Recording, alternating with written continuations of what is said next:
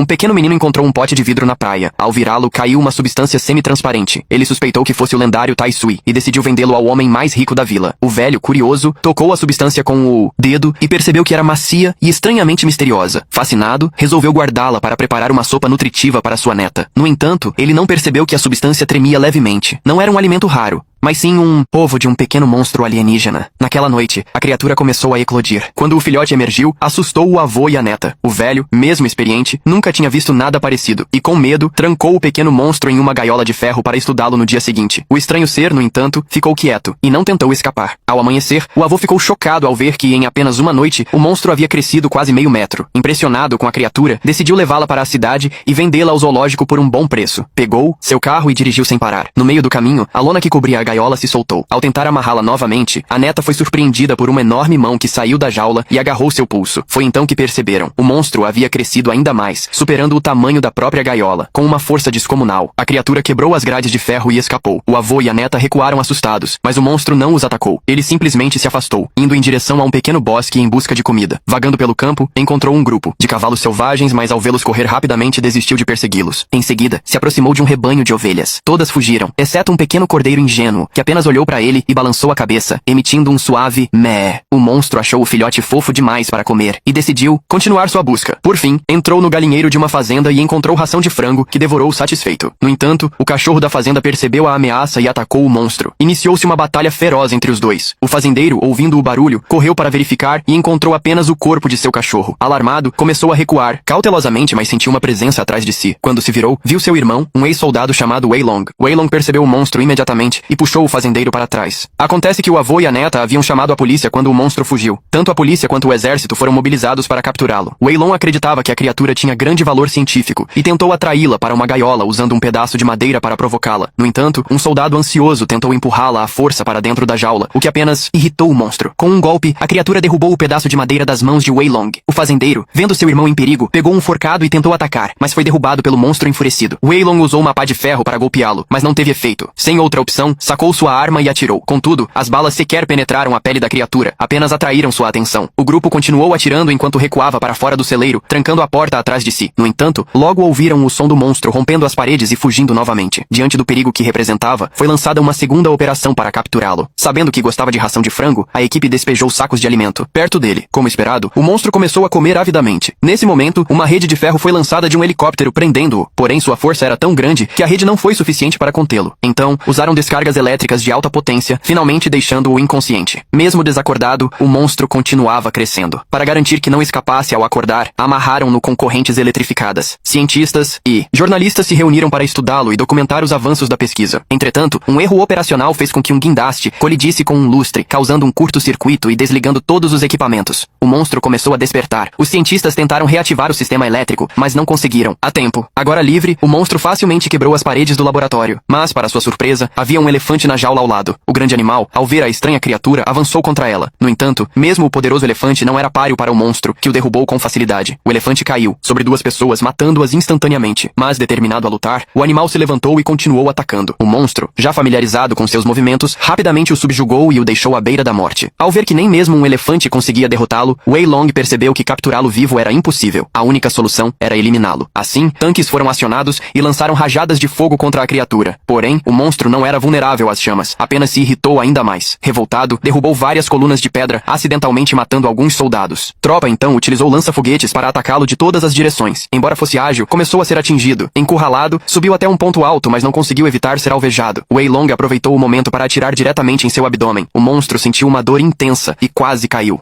Tanques, então, miraram na estrutura onde ele estava. Com um disparo certeiro, o local desabou, e o monstro caiu junto. Aquele ser, que nunca havia atacado humanos deliberadamente, agora jazia soterrado, e assim sua existência foi apagada da história.